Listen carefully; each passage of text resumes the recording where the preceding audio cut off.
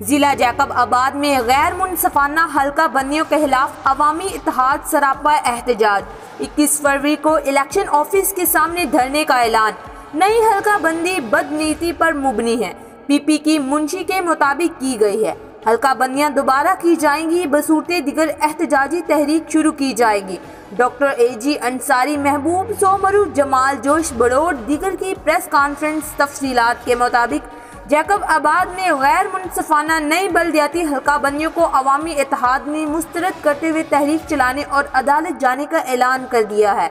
JUI के ज़िली अमीर doctor AG Ansari, तब्दीली पसंद पार्टी के मरकजी रहनुमा महबूब सोमरू, ASUP के जमाल जोश बड़ोड़, सिंध तरक्की पसंद पार्टी के अर्ज बंगलानी और दिगर ने प्रेस कॉन्फ्रेंस करते हुए कहा कि पहली बार जिला जैकब आबाद की तमाम यूनियन काउंसिल्स और तीनों तहसीलों के वार्ड्स की साबका हल्का बंदी खत्म करके इस तरह हदबंदी की गई है।